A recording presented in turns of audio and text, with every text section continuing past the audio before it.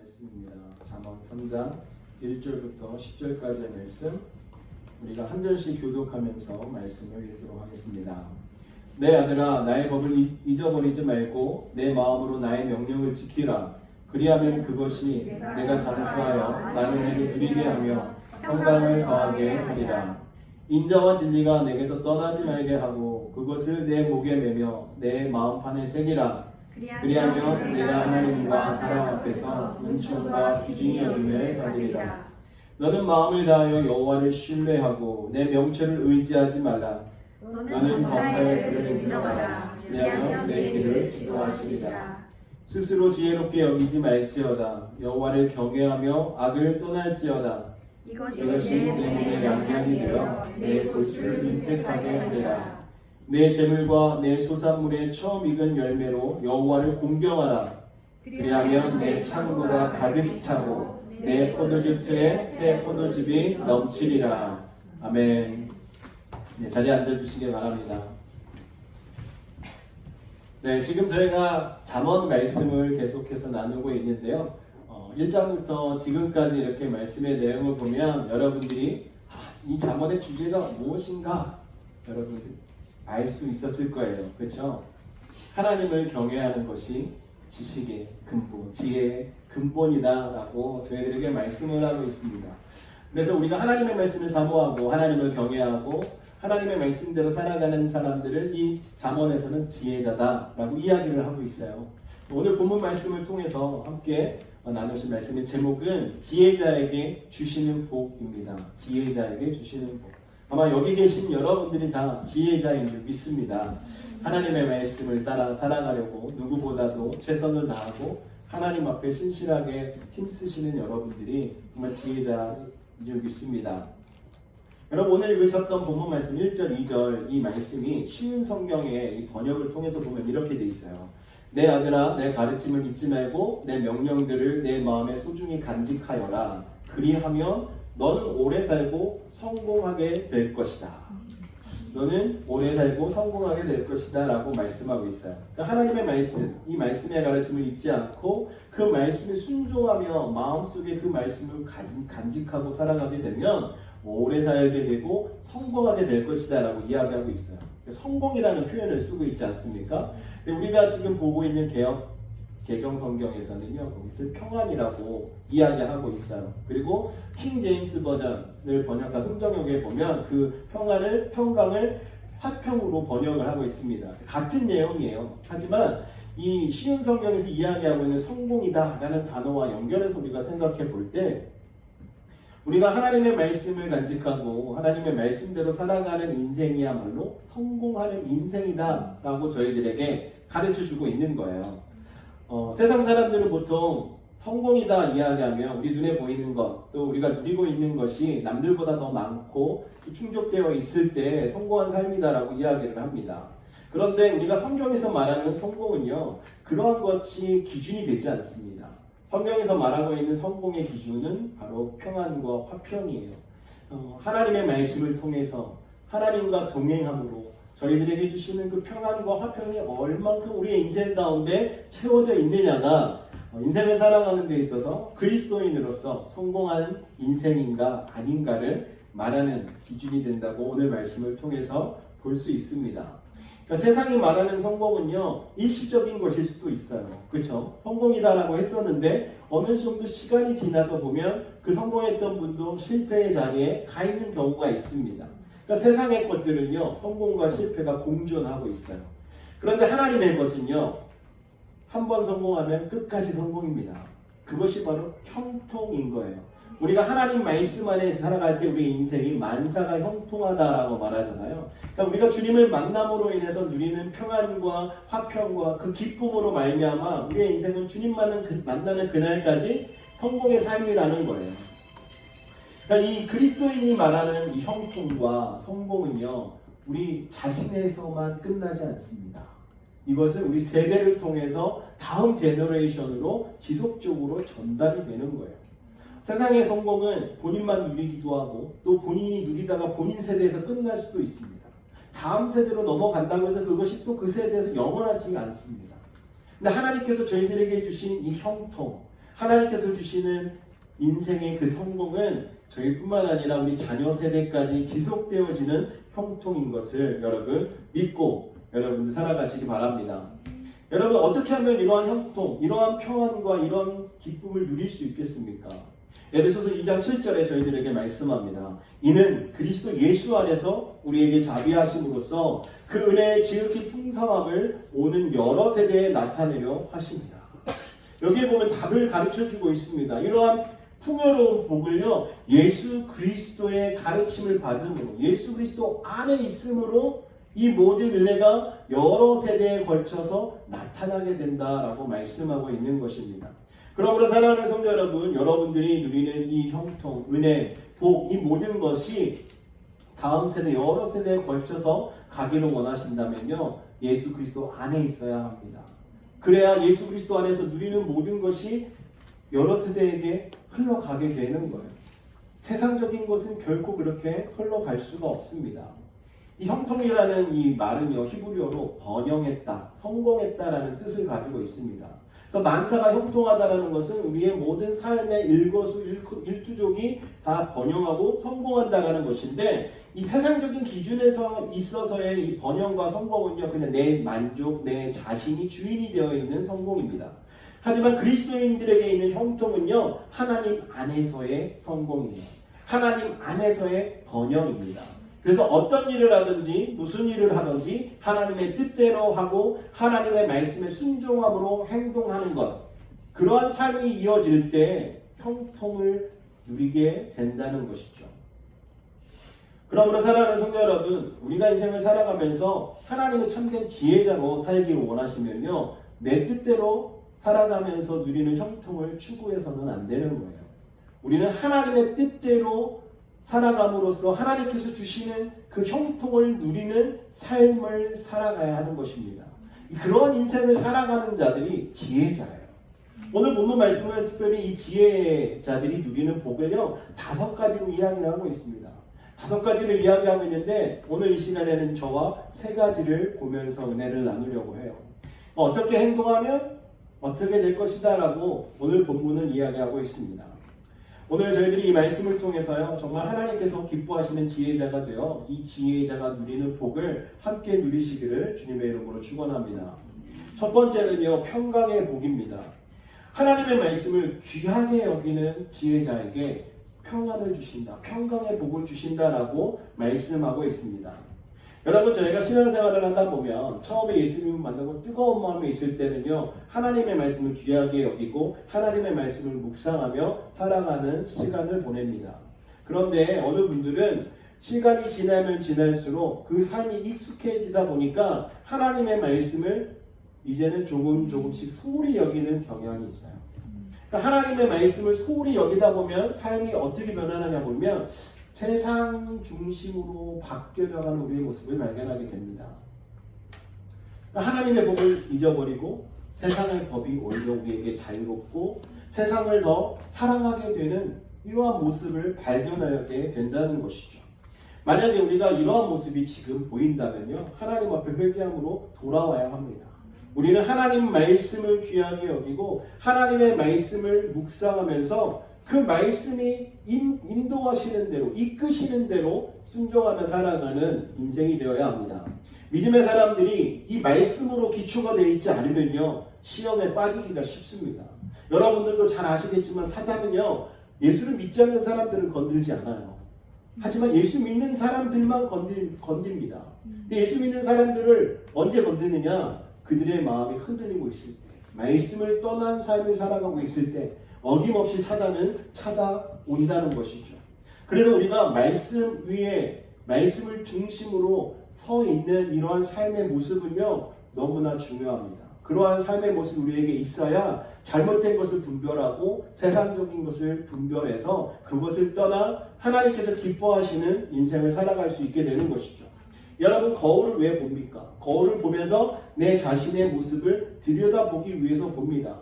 그러면 거울을 볼 때 여러분들이 보이는 그대로를 받아들여야 합니다. 그렇죠? 그런데 보이는 것을 부인해버리면 다른 결과가 이루어지게 되는 거죠.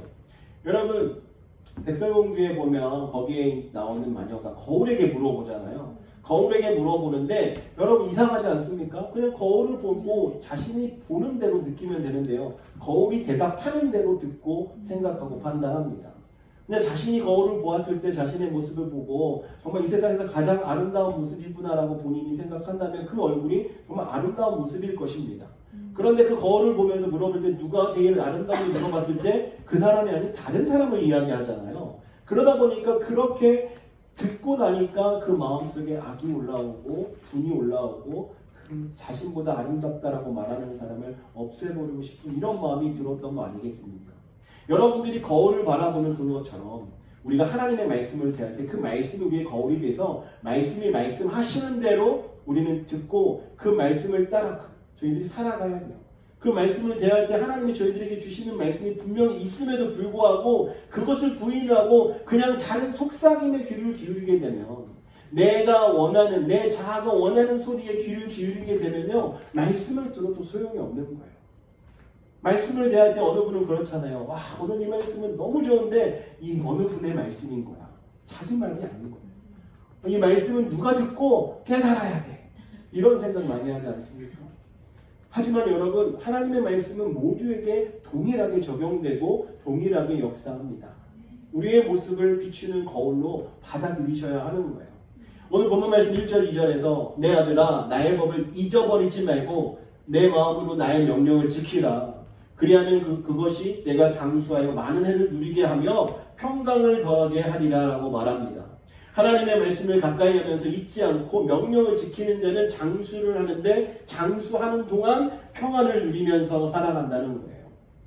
장수하고 그냥 평강이 있는 것이 아니라요. 장수하면서 그 장수하는 동안에 평안을 누리면서 살아가는 것입니다. 사랑하는 성도 여러분, 하나님의 말씀의 능력을 믿으십니까? 주의 법의 능력을 믿으십니까? 여러분 이 주의 법을 따라 살아가면요 우리의 삶 속에 너무나도 큰 은혜가 준비되어 있습니다. 여러분 시편 119편 165절 말씀에 이렇게 말합니다. 주의 법을 살아가는 자에게는 큰 평안이 있으리니 저희에게 장애물이 없으리다 라고 말합니다. 주의 법을 사랑하고 말씀을 잊지 않고 그 말씀대로 살아가는 자는요 평안을 누리는데 장애물이 없다라고 말씀을 이야기합니다. 여러분 정말 말씀을 가까이 할 때 장애물이 저희들에게 없습니까?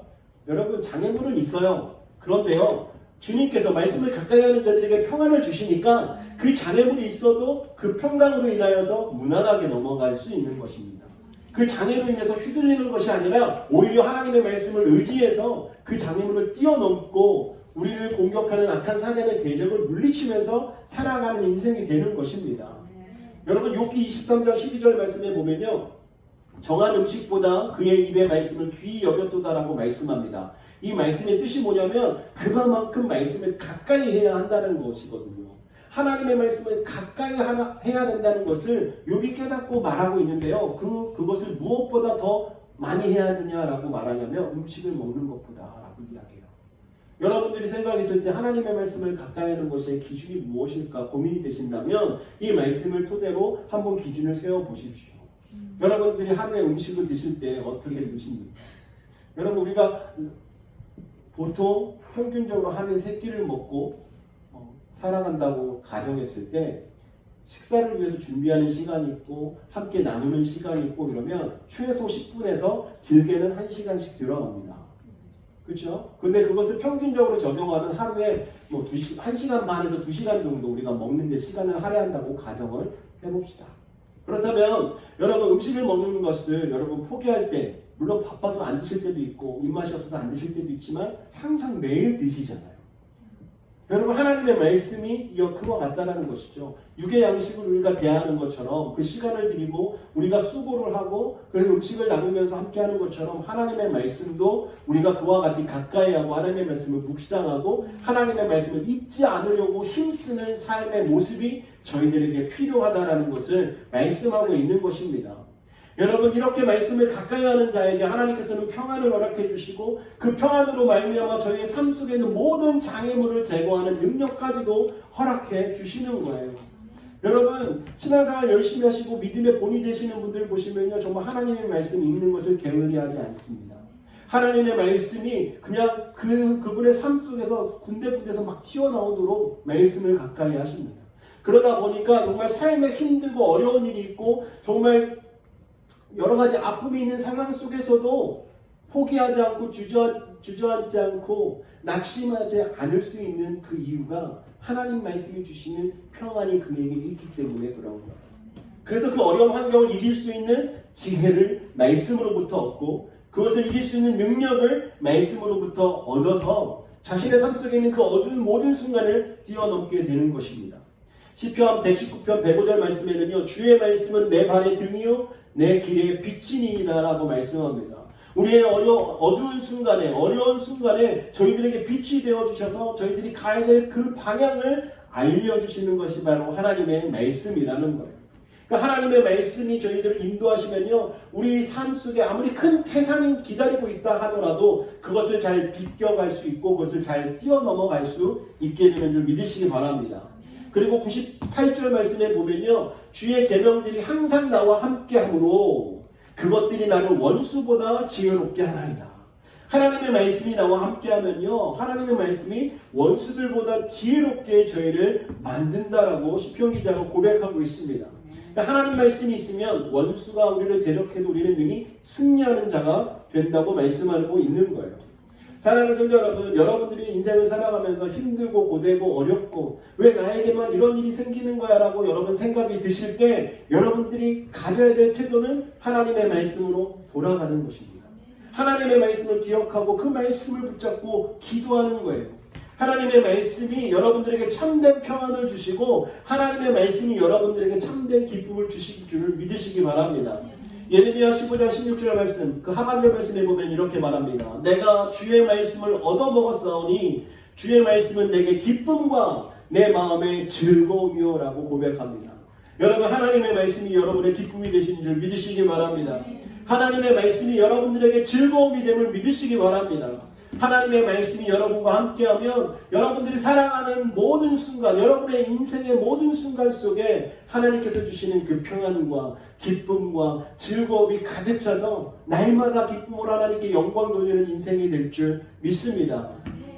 그러므로 사랑하는 성도 여러분, 하나님의 말씀에 귀를 기울이십시오. 하나님의 말씀을 잊지 마시고 그 말씀에 순종하는 자가 되기를 원합니다. 하나님의 말씀에 순종할 때 저희들이 평강의 복을 누릴 수 있는 주인공이 되는 거예요. 그리고 두 번째로 지혜자에게 주시는 복은요, 형통의 복입니다. 형통.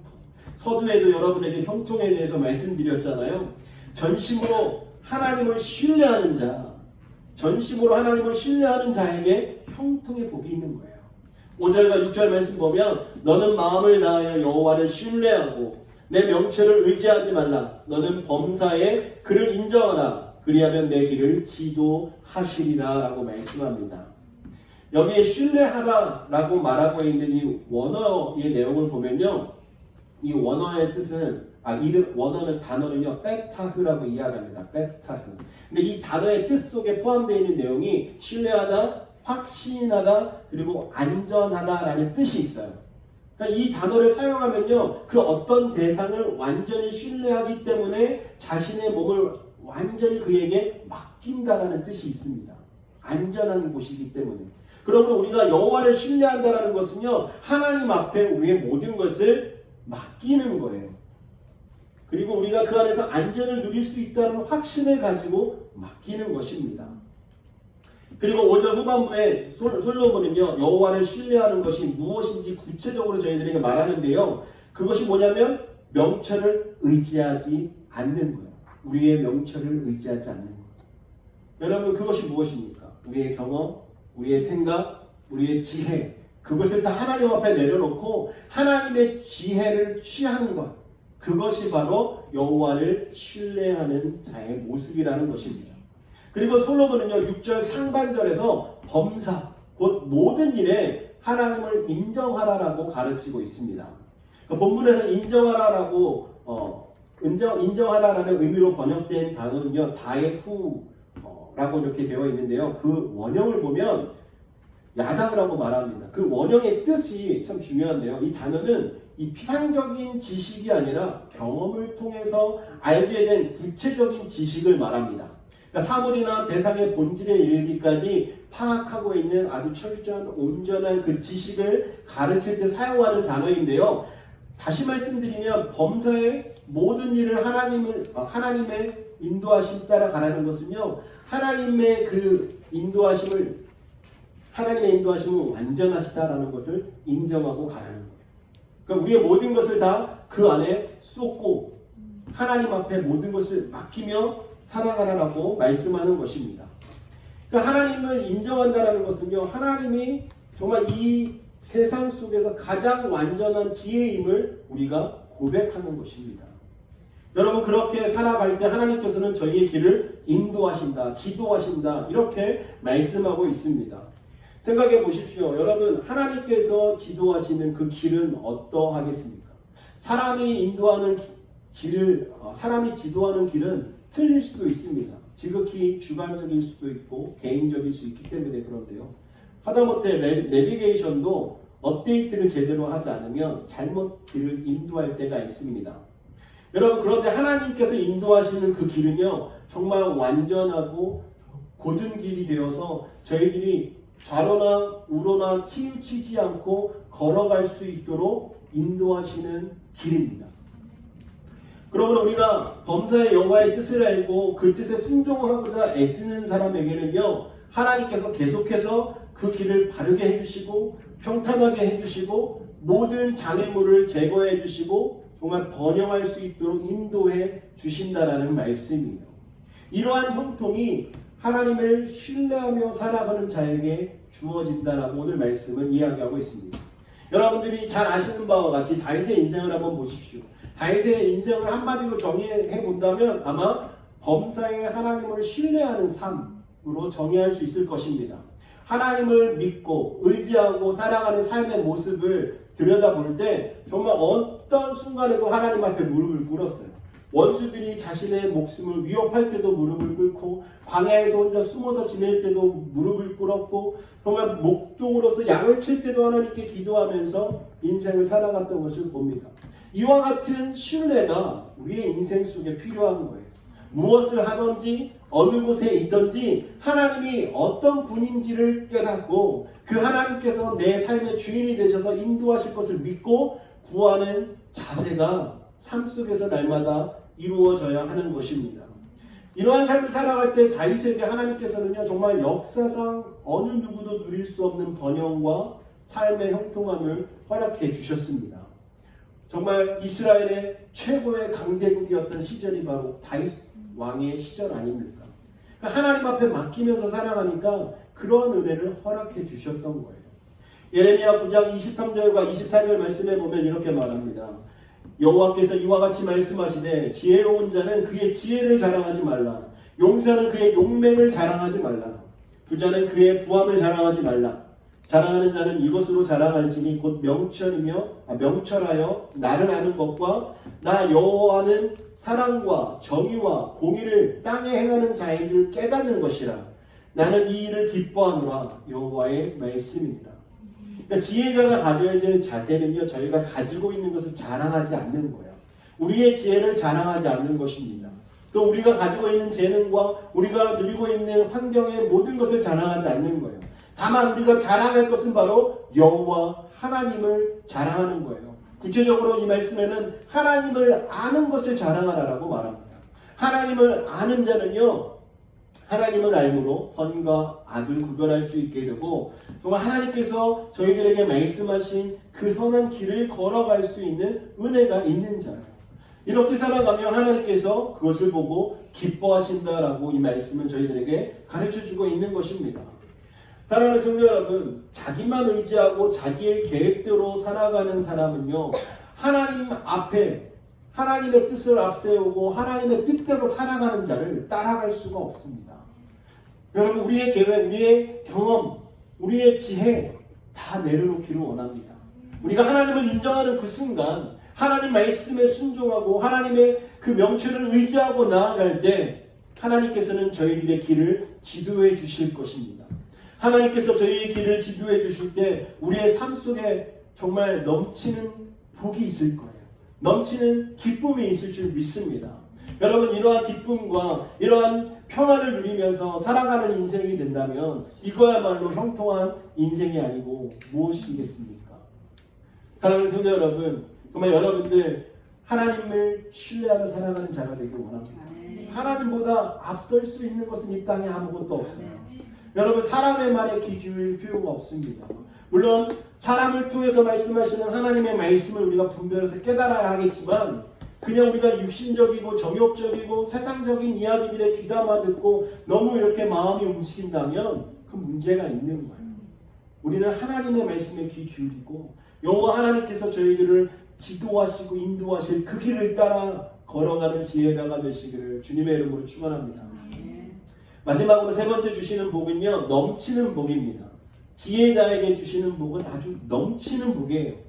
주님께서는요, 받는 것보다 드리는 것에 주력하는 자에게 아주 넘치도록 부어주신다라고 오늘 말씀은 이야기하고 있습니다. 여러분은 하나님께 무엇을 드리고 계십니까? 생각해 보십시오. 여러분들이 하나님께 무엇을 드리고 계십니까? 혹시 시간을 드려보셨습니까? 아니면 물질이나 여러분의 재능이나 여러분의 환경 속에서 드릴 수 있는 것들을 구별해서 드려보셨습니까? 여러분들이 준비해서 구별해서 드리는 것이 있을 때 여러분이 하나님과 더 가까워질 수 있는 거예요. 여러분의 몸이나 여러분의 마음, 또 여러분의 물질, 이 모든 것을 구별해서 하나님께 드릴 때 하나님께 더 가까이 갈 수 있게 되는 거예요. 예배하는 것도 마찬가지입니다. 요즘은 온라인 예배 많이 하시잖아요. 언제 어디서나 예배할 수 있습니다. 하지만 여러분의 몸이 와야 더 하나님께 간절히 뜨겁게 전심으로 예배할 수 있습니다. 물론 환경 때문에 어쩔 수 없이 온라인 예배하시는 분도 있겠죠. 하나님은 중심을 보시고 계시지 않습니까? 그러니까 여러분의 중심이 어디에 있느냐가 참 중요한 거예요. 하나님께 마음을 드리고 하나님 앞에 나와 예배할 때 정말 하나님께서 주시는 넘치는 은혜가 있게 될 줄 믿으시기 바랍니다. 그러니까 어느 분들은요, 시간을 드릴 때 이렇게 한 해를 시작하면서 한 달을 하나님께 드리는 분이 있어요. 그리고 월을 시작할 때는 월 첫 번째 날을 월삭으로 하나님께 예배하면서 구별해서 드리는 분도 있습니다. 또 하루를 시작할 때 새벽 시간을 구별해서 드리는 분도 계시잖아요. 이것처럼 여러분들이 하나님께 구별해서 드릴 수 있는 것이 무엇인가를 생각하고 드릴 수 있는 성도님이 되기를 원합니다. 특별히 오늘 본문 말씀 속에서는요, 물질에 대한 이야기를 합니다. 내 재물과 내 소산물의 처음 익은 열매로 여호와를 공경하라라고 말씀합니다. 하지만 여러분, 여기서 말하고 있는 것이 재물만 말하는 것이라고 생각하지 않으시면 좋겠습니다. 재물을 빗대어서 이야기하지만 가장 중요한 것은요, 여러분들의 마음이에요. 여러분, 마태복음 6장 21절에 예수님이 이렇게 말씀하셨어요. 내 보물이 있는 곳에는 내 마음도 있느니라. 여러분, 물질 가는데 마음 간다라고 이야기하잖아요. 여러분들이 사랑하고 정말 여러분들이 소속감이 있고 여러분들이 정말 관심이 있으면요, 여러분의 모든 것을 다 드립니다. 그런데 여러분, 제가 이렇게 사역을 하면서도 보니까요, 교회 성도님들이 교회에 마음 뜨거운 마음 가지고 함께 신앙생활 하시다가 마음이 식고 시험에 들고 혹시 교회를 옮기려고 할 때 가장 먼저 티나는 것이 하나님께 드림이 없어집니다. 섬김도 하지 않고요, 물질도 드리지 않고요, 그러다가 예배도 하지 않게 돼요. 여러분, 그래서 드리는 것이 중요한 거예요. 여러분들이 드리는 것이 있을 때 그것을 따라 하나님 앞에 여러분이 더 가까이 가게 되는 것입니다. 예수님께서 특별히 이렇게 말씀하신 것은 재물 가는 곳에 사람의 마음도 따라가는 것을 잘 알고 계셨기 때문에 이렇게 직접적으로 저희들에게 가르쳐 주신 거예요. 그래서 오늘 본문 말씀 속에서 재물을 드리라는 말씀은 단지 물질을 바치라는 이런 명령의 말씀보다 하나님께 여러분의 마음을 바치라고 역설하면서 말씀하고 있는 것으로 여러분 생각하기 바랍니다. 그렇게 마음이 가는 그 재물을 하나님께 드림으로써 여러분의 마음 드리고 또 하나님을 향한 최고의 경외를 표현하라라고 말씀은 저희들에게 가르쳐주는 것입니다. 하나님을 경외하는 사람은 하나님께 가장 소중한 것을 드리는 그 마음을 가진 자입니다. 하나님의 경외를 실천하는 방법은 여러분들이 가장 소중하게 여기는 것을 드리는 것입니다. 그러니까 하나님을 인정하고 신뢰하는 것, 또 하나님을 공경하는 이러한 모든 마음의 자세와 태도를 말씀드리는 것입니다. 보통 신앙이 마음으로 드려지는 것이라고 말하지만요, 그것이 전부가 아니에요. 마음이 드려진다라는 것을 표현하는 것이 바로 우리가 삶 속에서 보여지는 행동이나 드림으로 표현된다는 것이죠. 그래서 여러분 어떤 분들 입술로만 말씀하시는 분들이 많아요. 그런데요, 주님께 드리는 것은요, 입술뿐만 아니라 행동이 나와야 하는 것입니다. 우리가 주님을 섬길 때도 봉사하고 헌신을 해야 되잖아요. 근데 말로만 사람들에게 이거 해야 돼, 저거 해야 돼 말하는 것이 아니라 해야 될 필요가 있을 때 내가 먼저 움직이는 섬김이 필요한 것입니다. 여러분, 물질을 드리는 것도 마찬가지입니다. 우리가 하나님 앞에 물질을 드리는 것도 정말 우리가 구별해서 하나님께 기쁜 마음으로 드리는 이러한 자세가 주어져 있을 때 하나님이 기쁘게 그것을 받습니다. 그 물질을 드린다는 것은요, 이 물질의 주인이 바로 하나님이시다라는 것을 인정하는 것이거든요. 그 모든 주권이 하나님께 있기 때문에 우리는 하나님께 그것을 드릴 수 있는 거예요. 만약에 물질의 주인이 저희 자신이 되면요, 드릴 수 없습니다. 드리지 않습니다. 내 마음이 좋을 때 드리고 내 마음이 좋지 않을 때 드리지 않고 내 환경이 변할 때마다 자꾸 바뀌게 되잖아요. 그렇기 때문에 우리가 하나님이 우리의 삶의 주인이시고 저희들에게 주신 모든 것의 주인이시라는 것을 여러분 인정하시는 분들은요, 여러분들의 모든 것을 하나님께 드려도 아깝지 않습니다. 그리고 그것을 드릴 때 기쁨으로 드리게 되는 것입니다. 하나님께 그렇게 드리는 모든 자들에게 하나님께서 하신 약속은요, 넘치는 축복이에요. 넘치는 복입니다. 10절 말씀에 보면 그리하면 내 창고가 가득 차고 내 집들의 새 포도즙이 넘치리라라고 말합니다. 창고가 가득 찹니다. 그리고 집들에서 새 포도즙이 넘치는데요. 여러분, 이 포도즙을 짤 때 어떻게 하냐면 큰 돌로 되어 있는 곳을 이렇게 깎아가지고 호를 만들어서요, 이렇게 액이 흘러나오게 만들어놔요. 거기다 포도를 다 넣고 사람이 올라와서 밟거든요. 그 밟을 때 여러분 기분이 어떻겠습니까? 수고한 결과 열매들이 이 발밑에서 밟히면서 포도주로 변할 때 기쁨은 이루 말로 표현할 수 없을 거예요. 그런 수확의 기쁨이 있게 되고 그들의 창고가 가득 차게 된다라고 말씀하고 있는 것입니다. 그러니까 하나님을 전심으로 공경하면 여러분들이 하나님 앞에 전심으로 드리고 여러분의 마음을 다한 섬김을 하나님께 드린다면 하나님께서는 여러분들에게 차고 넘치는 복을 주시고 수확의 기쁨을 누리는 그 즐거움을 덩달아서 여러분들에게 허락해 주신다는 것입니다. 여러분, 학개역 2장 19절이나 말라기 3장 10절이나 빌립보서 4장 18절 19절 말씀에 보면 하나님께 드릴 때 하나님께서 넘치도록 채워주신다라는 것을 이 말씀을 통해서 저희들에게 가르쳐주고 있습니다. 특별히 말라기 3장은 11조에 관련된 말씀이잖아요. 여기 보면 하나님이 정말 너희들에게 후히 주시고 상 주시지 않는지 한번 시험해보라라고까지 말씀하고 계시거든요. 그러니까 사랑하는 성도 여러분, 여러분들이 하나님 앞에 전심을 다해서 구별된 것으로 하나님께 드리는 자가 되기를 원합니다. 물질뿐만 아니라 시간을 드리고 여러분의 마음을 그렇게 드려서 정말 하나님을 깊이 사랑하고 하나님을 공경하고 하나님을 경외하는 성도가 되셔서 하나님께서 주시는 이 모든 은혜와 복을 누리기를 주님의 이름으로 축원합니다.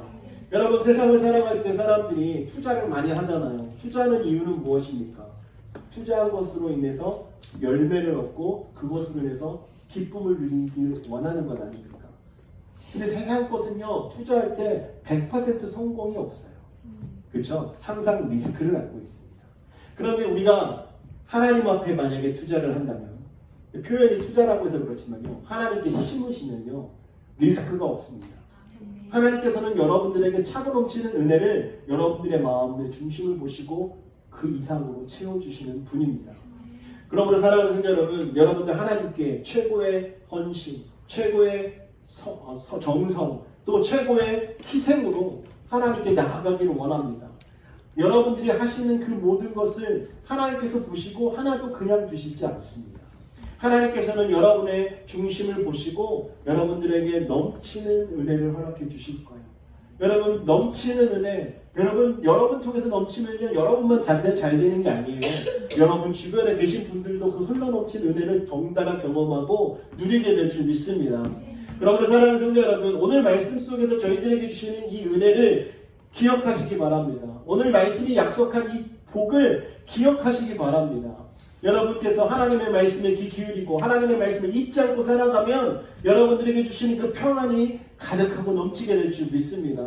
또한 여러분들이 하나님을 신뢰하고 하나님 앞에 모든 것을 맡기고 나아가면 여러분의 길을 지도해 주셔서 여러분들을 형통의 길로 인도하여 주실 줄 믿습니다. 그리고 마지막으로 여러분들이 가지고 있는 것을 하나님 앞에 기쁨으로 드리면요, 하나님께서는 그것을 통해서 넘치는 은혜를 허락해 주셔서 여러분들이 이 땅을 살아가는데 정말 부족함이 없도록, 여러분들을 통해서 많은 영혼들이 그 은혜를 함께 누리면서 살아갈 수 있도록 여러분들을 사용하시게 될 줄 믿습니다. 여러분이 말씀을 붙잡고 우리가 오늘 하나님께 기도할 때, 하나님, 저희가 이 복을 받아 누리는 지혜자 되기를 원합니다. 하나님의 말씀을 가까이 하고 하나님의 말씀을 두려워하고 또 하나님의 말씀에 순종하며 하나님께서 인도하시는 그 길을 걸어가는 자가 되기를 원합니다. 주의 은혜로 붙잡아 주시고 저희들의 삶 속에 정말 넘치는 은혜로 말미암아 저희들을 통해서 이 세상 곳곳에 그리스도의 향기가 퍼져나가고 하나님의 은혜가 넘쳐나가는 역사가 있게 해달라고 함께 주여 한번 부르짖고 기도하겠습니다.